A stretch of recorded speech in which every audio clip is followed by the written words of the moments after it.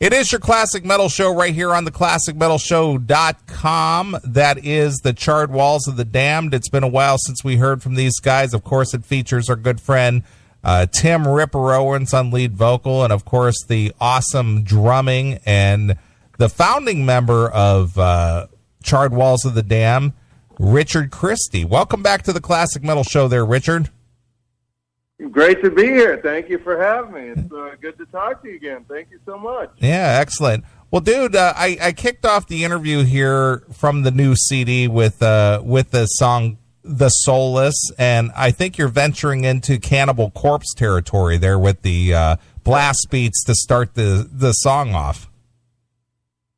Well, I love mixing up different types of metal. I'm a fan of everything from Cannibal Corpse to Striper to Quiet Riot to Dismember. So, I've got a ton of different influences, and I just like to throw it all in there. I like to not have any kind of rules. Sure, absolutely. I love that we can mix in, blast beats with traditional metal type singing and screams. And there's kind of something for every type of metal fan, and we kind of blend it all together. Sure. Well, Richard, we've had you on the show for the last couple of Charred Walls releases, and it's hard to believe that we're coming up on, what has it been, like 8 years now since you established the project Charred Walls of the Damned? Yeah, 2009, so 7 years now, and this is our third album with the same lineup, which I'm really proud of. I think maybe at the beginning a lot of people thought it was a one-time thing that all these people from different bands were getting together to do for fun, but we're in it for the long haul, and we want to keep putting more albums out with the same lineup, and I don't see why we can't, because we all get along really well and have fun, and sometimes it takes a little bit. It took 5 years to get this album out since the last one, but we were patient and we waited for everybody's schedules to work out, and it turned out amazing. So we want to keep at this for sure. Sure. Well, obviously, the music features Tim Owens on lead vocal. Tim is a personal friend of mine, being that I'm from Akron, Ohio, as well. And Tim is involved with so many things, and obviously he's taken the time out to work with you. I know that he worked with Iced Earth as well as you. Is that your first connection with Tim, or did you know Tim prior to that? I knew of Tim prior to that because I was a big fan of the Judas Priest albums that he sang on, and I loved the live album that he did with them. I think it was in London. The video, I had that video, and it's incredible. And so I was a huge fan of Tim. And then, when he joined Iced Earth, that was the first time we ever met. And I was just in awe because to me he was, like the movie said he was a rock star to me. And he was friends with Ronnie James Dio, and he was the guy that was in Judas Priest. So I was just in awe. And it turns out he's a really down-to-earth, normal, super cool guy. And so we just stayed friends. And when I was putting this band together, he was the first person I thought of for a singer, and he was totally into it. So sure. I'm very, very thankful for that. Well, I know even though we've had you on the show before, Richard, how did you become a metalhead? What was your biggest influence growing up? I know you and I are, close in age, and, it seems like a lot of, I'm going to use a politically correct term here, these Anglo-white guys, these angry male guys are into this horrific metal music that's just nothing but noise. So how did you get into metal, Richard? I can pretty much pinpoint it to one person, Larry Bierbauer from Hyattville, Kansas. He was my neighbor. He was about 2 years older than I was, and we were friends. I moved to a farm when I was 8 years old, and then right around when I was 9 or 10 years old, Larry Bierbauer played me Quiet Riot Metal Health, and it changed my life. And he had just gotten into metal, and then he got me into metal. So I have to thank Larry Bierbauer for that, and I've been a metalhead ever since. And I also have to thank my Aunt Teresa, because even though they're not really metal, she got me into Kiss when I was real little, and I was a huge Peter Criss fan, and he long before I became a drummer, he was my favorite drummer. And then it went from Peter Criss to Frankie Banali to Alex Van Halen, and those are kind of the first drummers that I really took notice of and made me want to play drums. So I can pinpoint it to the albums Kiss Alive 1, Quiet Riot, Metal Health, Twisted Sister, Stay Hungry, and Iron Maiden Live After Death. Those were kind of the albums that got me into metal. Sure. Well, since you're influenced by various drummers, you mentioned drummers that primarily were the most popular in the 80s. Let me throw a couple of names at you and get your thoughts on this. Bobby Blotzer. I love Bobby Blotzer. I actually got to meet Bobby Blotzer and Mickey D at the Rainbow 16 years ago in the year 2000. I was out there on tour with a band called Incantation. We played the Whiskey, and then afterwards we went down to the Rainbow, and Bobby Blotzer and Mickey D and a few of their friends were sitting down having dinner, and I didn't want to bother them, but my friend, who has a lot more balls than I do, he's a lot braver, he's like, "Oh, to heck with that, I'll go bother him and I'll ask him to take a picture with you." And they ended up being super nice, and I got a picture with two of my idols, drumming idols, Mickey D and Bobby Blotzer, and they were both super cool. And I actually, on the new Charred Walls of the Damned album, the drums that I use are kind of like a Bobby Blotzer Yamaha drum set. They're like those drums that he used to tour with, where they call them square sizes, where the toms are 12 by 12, 13 by 13, I think 14 by 14. They're really super deep drums, and they sound amazing. And Jason Sukoff has this kit at his studio that his roommate bought off Craigslist, and it looks just like the kit that Bobby Blotzer used to use, and it ended up sounding incredible on this album. Excellent. How about Wild Mick Brown? I love Wild Mick Brown. I'm a big Dokken fan. I got to see them. I saw them, I can't even remember. I think it was just maybe, I don't think Wild Mick Brown was with them. I saw them at Rocklahoma in 2007. And definitely wasn't, I don't think it was all the original guys, because they just most recently are doing a few shows with the original lineup. But I know that I think he played with Ted Nugent as well, and I've always been a huge fan of his drumming. And I just with a name like that, you have to be a fan of the guy. That's what the 80s was about, being wild. Sure. Well, how about some more classic rock stuff? Mick Fleetwood. Mick Fleetwood, he's an awesome drummer. To be honest, I was never a huge into Fleetwood Mac. I mean, I respect them, and I know they write amazing music, but I was just, I don't know, I just kind of grew up more a metalhead guy. But, yeah, I love Mick Fleetwood. I think he's a great drummer. Sure. One more in the classic rock era, Roger Earl of Foghat. Great drummer. Awesome. I was actually listening to Foghat today, and I think, a lot of people kind of joke about Foghat now for some reason, I guess because maybe it's a funny name to think of when you're talking about classic rock, but yeah, he's incredible. I love 70s rock. My wife and I, we have a record player, and we'll always be putting on Foghat or Boston, or that's kind of what we listen to most when we listen to our vinyl is 70s rock. I freaking love Foghat. Sure. And one last one, a little more extreme, since Charred Walls of the Damned is extreme. How about Vinnie Paul? Oh, Vinnie Paul is the man. I've been a huge fan. I remember I was well aware of them back when they had ads in Metal Edge magazine for their album Power Metal.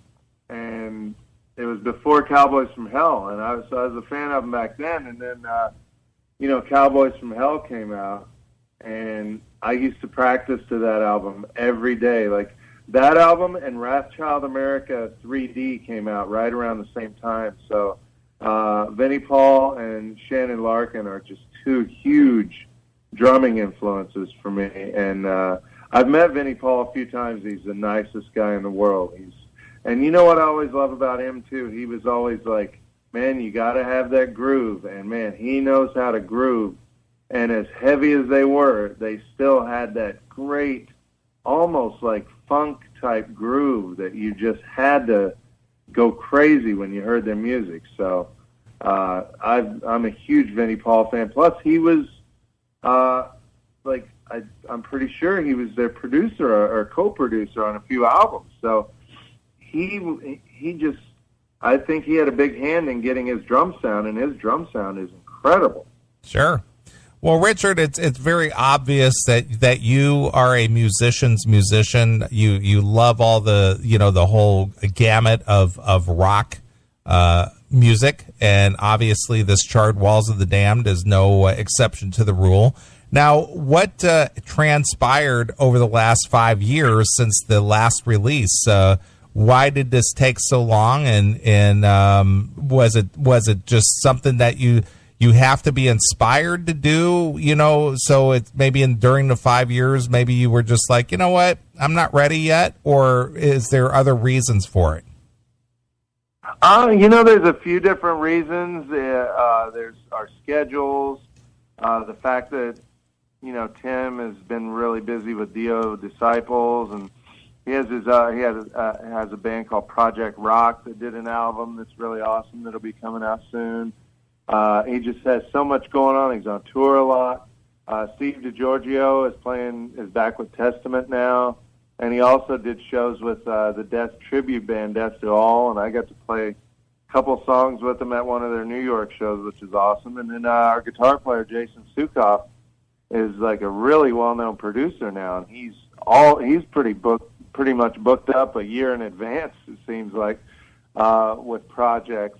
And so that was kind of part of it, and knowing that, and also knowing that our second album came out not very long after the first one. It came out only a little over a year after our first album.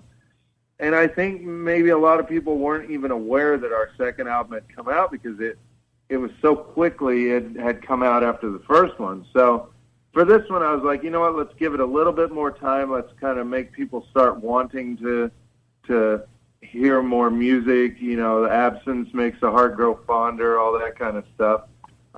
And it seems to have worked because people are pleasantly surprised that we're coming out with an album now, because I think a lot of people thought, well, it's been quite a while. Are they going to put another album out?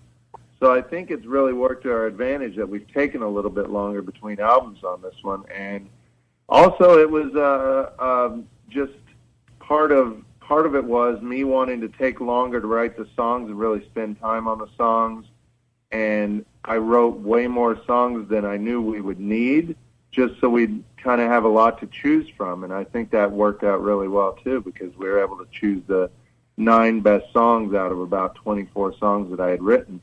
And I just, wanted it to, and I had other things going on in that time, too. Like, I did music for an animated cartoon called Majestic Loincloth that you can see on YouTube if you type in Majestic Loincloth. It's a really funny Viking comedy heavy metal rock opera, and it's animated, and it's really ridiculous, but it has some really good music. Jason Sukoff and I wrote the music, and the company Tentmouse Animation that did the animation for the Death Clock Metalocalypse cartoon, they did the animation. So I spent about a year working on that, and then I've been doing synthesizer, like keyboard orchestral music for an event up in Westchester, New York, called the Great Jack-O-Lantern Blaze, and you can go on iTunes and check that out too.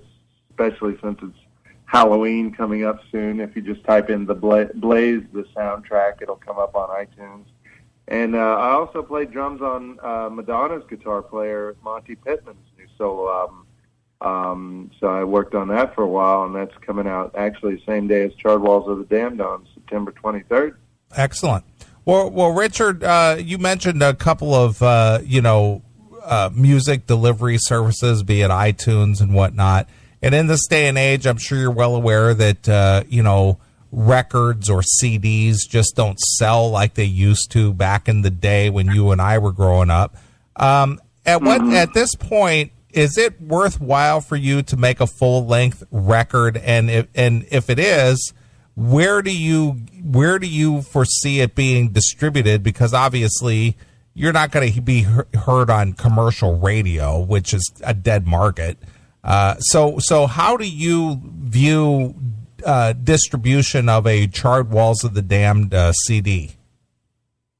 Well, I mean, vinyl is really big nowadays. So for me, it's totally worth it to do a full length so you can have a vinyl album out, because I'm a huge vinyl fan, and vinyl seems to have made a massive comeback. And I'm so glad when Brian Slagle told me, Brian Slagle from Metal Blade Records said, hey, this new album's going to come out on vinyl. I was like, oh, heck yes, that's freaking awesome. So it'll come out probably about a month after it's released on iTunes and CD. But, I think metalheads are still buying physical music, especially people my age, I don't stream too much, although I know that's a great way for people to hear music now, places like Spotify and iTunes Music and things like that. And I think that's a way that, hopefully a lot of people will be able to listen to our music as well. But for me personally, I still buy stuff on iTunes. I'll buy a full album. And then if it's something I really like, I'll buy it on vinyl as well. So I think, there's enough people there still where there's a demand for full albums. And, this album is about 35 minutes long. So it's, it's not too much to ask of somebody to take, 30 minutes of your time, 35 minutes of your time to listen to a full album. And I still try to listen to full albums when I can, just because I'm from that generation that remembers the 80s when you'd put in a cassette or put on a vinyl album and just listen to it all the way through. Even if there were songs you didn't like, you still listened to them and just, stared at the artwork and all that good stuff. So sure. I'm definitely a fan of still doing full albums. Right, absolutely. Well, we've been doing the Classic Metal Show for 20 years, and, we've seen the changes come, with going from, physical CDs to digital downloads to MP3s and, all that kind of stuff. And we always like to get the opinion of artists who continue to put out full-length albums, even though, the market for that just isn't what it used to be, say, 20 years ago. Another question I had for you there, Richard, is what the heck was I going to ask you? I had a question here for you, and it escaped me. Were you going to ask me what beer I'm drinking right now? Because I'm drinking an Eyinger Oktoberfest, German Pilsner beer to get excited for October, or actually a Marzen beer. So if that's what you're going to ask me, that's what I'm drinking right now.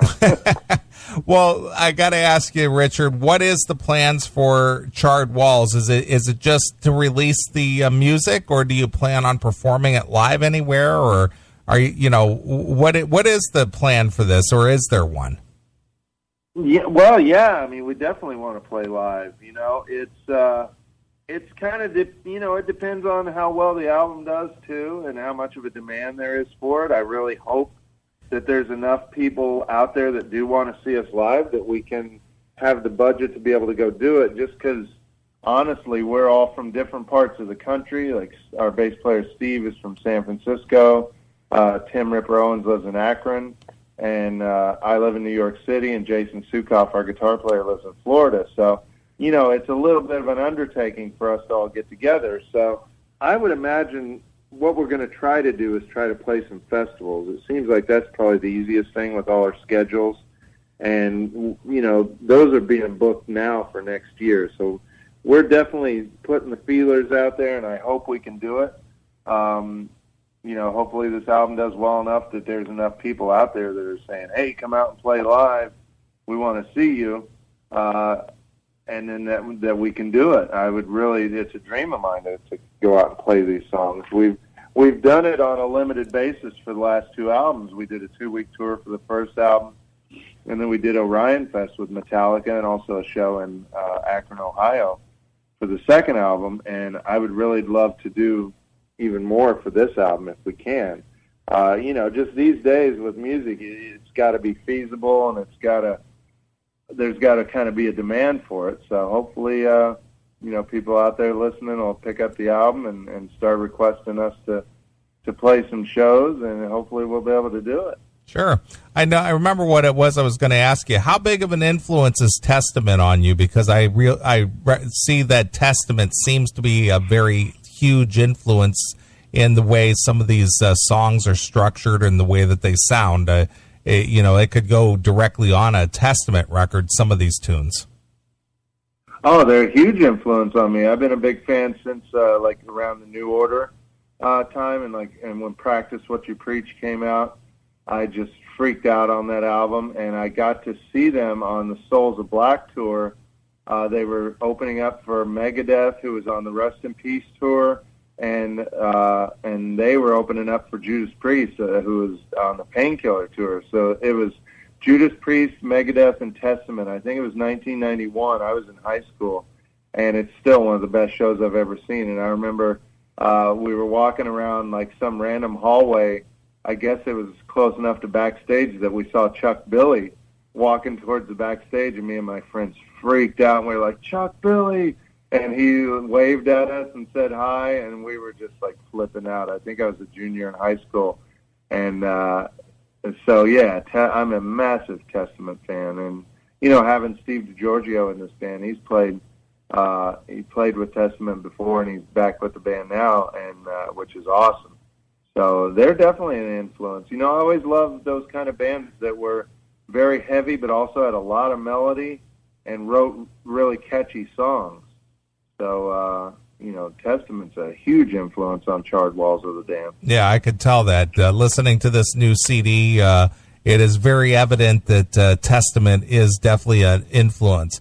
Well, the name of the new Charred Walls of the Damned release is called Creatures Watching Over the Dead. And where can people get this, Richard? You can pre-order it right now if you go to metalblade.com/CWOTD. And you can get it everywhere on September 23rd on a Friday. And I really hope people pick it up and they like it. It's good music to just bang your head to. It's real fun music and real heavy and melodic. And, I like to just describe it as good heavy metal music. So I really hope people love it. Sure. Well, Richard, it's always a pleasure to have you on the Classic Metal Show, even though it's been a while, and we appreciate the fact that you'll take the time to talk to us lowly metalheads here. But we enjoy Charred Walls of the Damned and all the efforts that you guys make. So as a tradition here, Richard, what should we play to take us out of this interview? Do you want to? Are you asking for one of ours? Yeah, one of your songs off this new release, and maybe tell us a story about it. Sure. How about let's do the song "Afterlife," and I really like this song because it goes from the Soulless is the second song on the album, and "Afterlife" is right after.